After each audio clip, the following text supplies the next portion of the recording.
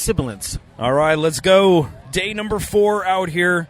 One of the highlights for me today, 3 Inches of Blood from Victoria, British Columbia, and I have Shane here with us. How's it going, Shane? It's going great. Vancouver, BC. Vancouver. That's Yeah. right. Sorry, instead of Victoria. No, you're not wrong.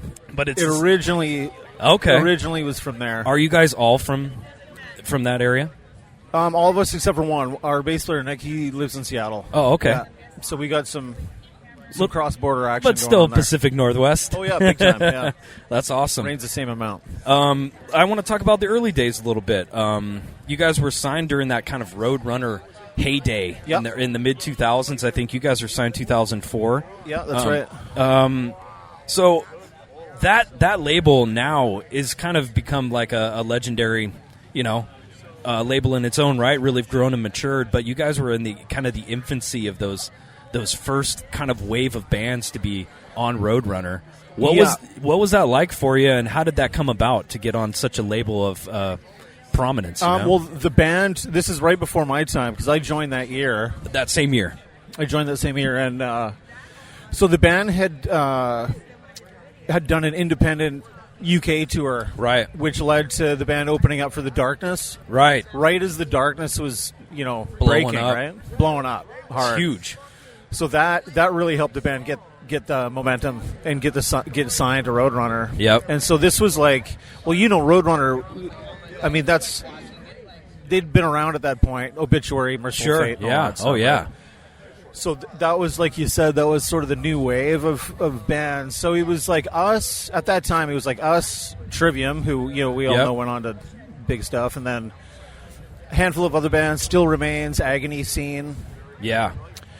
We stuck out like sore thumbs that entire time because we weren't involved really in like the swoopy haired, fake karate kick kind of scene. Yep. We were just playing heavy metal music that we liked. Swoopy hair. And so from that point on, scenes would kind of come and go, and we would always just stick out like sore thumbs. But you're being true to what you guys are doing. Man, if I would say just do that in life. Yeah. Just stick to what you like, and then you'll enjoy life. Yeah. Don't try and be something you're not. I know, right? But I digress.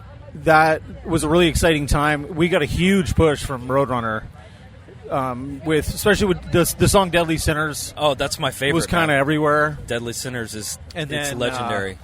So me personally, I toured. I did all the touring cycle for that record, but I wasn't on that record. On the actual record. So the one I actually ended up.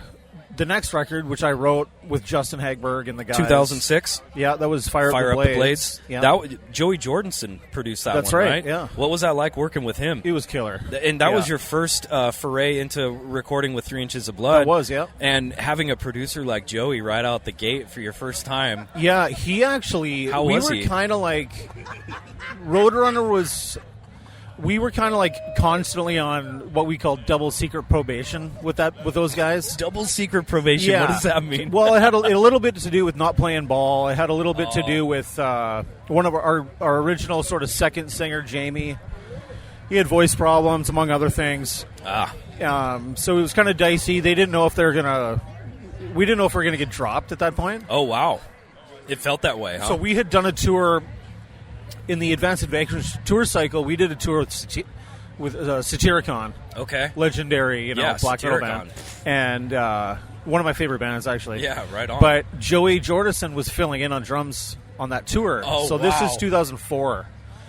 And so when it came around to us wanting to do another record, we were kind of, like I said, we didn't know if we were on the chopping block or not. Joey, behind the scenes, stepped in. He says, I'll produce it. No way. And at that time... It was like Slipknot and I think Nickelback. They were the reasons everyone at Roadrunner had like dental plans and shit. So they're putting their kids through college. They were shot callers in that world. So Joey was like, "I'm going to produce it." That's awesome, man. And then we talked to him, and turns out, as far as I'm concerned, him and I were the same age. Had a ton of musical references that were the same. Got along great, How cool! So we did pre-production with him. Everything went great. And he was huge part of that record. Yeah, being a drummer really helped out our drummer who was struggling with stuff. But that was another huge push for our band. Yeah. And they also pushed Goat Riders Horror. That was, one of my tunes. Yep. So that was a milestone for me, but also for the band. How cool! It was like a newer style for the band, a little bit more aggressive riffing. Yeah, for sure. The riffage was a little bit more, aggressive, a little different. When you guys go in the studio, is it a different approach each time, or do you have a kind of tried and true kind of formula that you guys kind of stick to? There's been different stuff like that. The the Fire of the Blaze recording. Yes. That was very, I want to say clinical. Okay. In the way that we track drums. Was that Joey's kind of choice, or we went with how he wanted to work, which was cool. Like when I say clinical, I mean we tracked drums; those were fixed up, and then we tracked everything like methodically to a T to make things super tight. And it turned into a really good record. And then, subsequently we, Here Waits Thy Doom, which was the next record, we wanted to approach it a little bit more like our heroes, like Rainbow, UFO, early Judas Priest. We wanted to track it all live. Yeah. Which we did with no click track. Hell yeah. And it's definitely got a little bit more rock and roll feel to it. Was that tougher to achieve? Not at all. No. We had been on tour for 10 months out of 12. So you were well-oiled. Yeah. And so we wanted to try something different. So I think if you look at it that way, each one of our records is still like a heavy metal 3 Inches of Blood record, but stylistically there's... Yeah. If you're a diehard, you would know that there's some differences between all those things. Right. So we wanted to keep things fresh. That's awesome. Try different things. Yeah. Well, let's talk about some newer stuff. So you guys reunited in 2023, disbanded in 2015. What brought the reunion about? Yeah. Actually, here's a another deep cut for you. We actually disbanded in 2013. Oh, okay. Right at the very end. And then a year later, we did some final shows. I'm using air quotes here. Who can't see me. We did some final shows 2015. So it was actually 10 years we weren't around. Wow. But it was Justin, our other guitar player. We had minus Ash. We had got together at his wedding, played a couple songs. Really? Yeah, we played. Like you were not the wedding band, but just kind of messing around. Yeah, just his brothers. Getting up to play some songs at his wedding. So we cool. played a couple of 3 Inches songs. I think we played Iron Fist by Motorhead. Played a couple other songs just for fun. Yeah. That kind of planted a seed of really why not, stuff. Huh? And then I think a couple years later, Justin was like, "Hey, let's just get together." And he in his words, he's like, "Man, I really miss you guys and miss." Just get together in the context of music, or just hanging out. Both. Just to see, let's see if this is fun. Right. But let's hang out. Yeah. So we did that. It was a ton of fun. We never broke up. There was never any animosity. Just kind of put it on the back burner. We were all still brothers and stuff, but we all had to get our lives together. Yeah. Super burnt out from touring and all. Was family a thing too? Family life and all that? Family life, everyone wanted to get that together. Yep. At the time I was married and I wanted to, get at home, kind of provide, buy a place to live and all that. And it's hard to do all that when you're on the road all the time, impossible. Every single year. Yeah. So to answer your question, we got back together and we're like, man, this is killer. So then a year later, we had done some reunion shows in Vancouver. Yep. Which was at our favorite venue in Vancouver, which is the Commodore Ballroom. Oh, cool. Which is a killer venue. And it turned into 3 nights we played, and they were super successful. So that was like our tester. We're like, man, this was killer. So we ended up doing, we did Vancouver, then we did Toronto, Montreal. Hell yeah. We did a festival in Winnipeg. Cool. And then what did we do? We did Calgary, Edmonton, and then we did Seattle. Seattle, Washington was like our second home. Yeah. So we did a killer show at the Showbox there. Oh, yeah, the Showbox. Legendary. So, things were on our terms. There was no have-to kind of bullshit. Yep. We were just... And we're continually doing that. That's we're doing awesome. stuff like that. And then I don't know if I'm getting ahead of myself, but we were in Europe all summer doing festivals. And that's actually where I was going next. So you guys have been in Europe, you've been doing the gigs there. What's the next logical thing for you? Are you going to take time off and go in the studio, continue touring? What do you think? Well, yeah, actually, maybe both. Yeah, you kind of covered it all. We're going to keep playing, some fly-in gigs, but for the rest of the year, we're just going to write songs and kind of approach it the same way we approach getting back together. Yeah.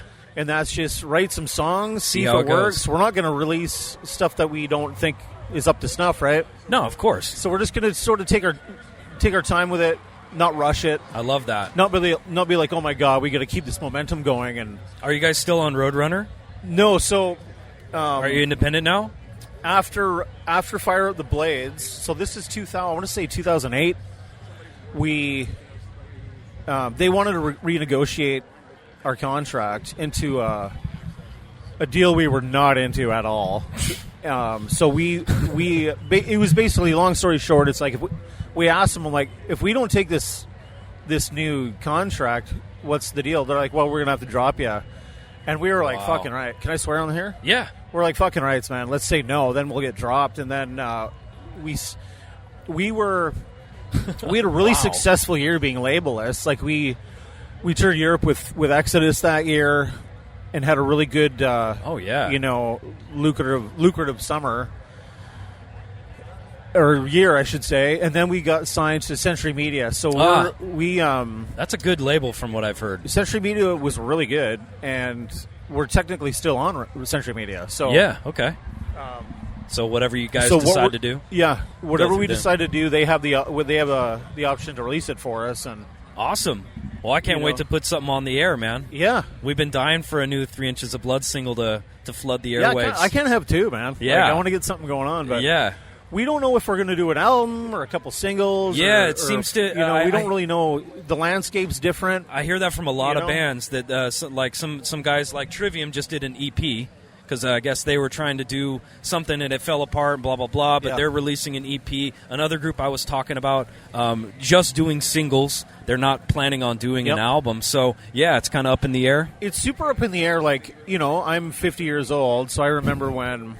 You're budgeted for one CD every 2 weeks on a paycheck, and it's like you listen to the whole damn thing, even if you don't really like it. You force yourself to like it because you bought it. Hell yeah! So I'm not convinced. I don't know a whole lot of young people, but I'm not convinced that people listen to the back end of a record anymore, unless you're a diehard. Yeah. If Obituary or name your favorite band here. Sure. Of course, I'm going to listen to the whole damn thing. But, right, but the casuals. Yeah. But yeah, when there's new people. When you're garnering new fans, it's like the musical landscape, how people consume music. It's like singles, right? Yep. It's kind of like back to the 50s. Yeah, very much so. I think it's the Beatles that started releasing records, dude. And what's funny too with the 50s? I've heard from other industry people. They say the single time has lowered over it used to be 3.5 minutes. Now they're saying it's trending towards 2.5 minutes, 2 minutes. Oh, that's news to me. Yeah, that they say that the attention span and the digestibility of a lot of people, they're finding that shorter is the way, the sweet spot instead of some of the longer singles. I can see that with maybe pop music and stuff. Yeah, pop music mainly. I would say heavy metal fans really have no problem with progressive music being we love longer. We love it. You ever listen to Injustice for All and it seems like 2 minutes, but it's like 10 minutes? Yeah. I love that shit. Yeah, well, me too. All right. Well, I can't wait for more new music from 3 Inches of Blood. Where can everybody find out? Just keep watching your social media for updates? Yep. All right. We're on all the social media stuff that everyone knows. And there's a lot of footage of our European tour on YouTube. I saw some of that. I was watching this killer, too. Yeah. As far, if people are interested, it'll be easy for them to find all that stuff out. Definitely check it out, guys, and keep an eye on that new music coming from 3 Inches of Blood right around the corner, hopefully sooner than later. And thank you so much, Shane, taking this time. Yeah, thank you, man. Appreciate it. Yeah, right on.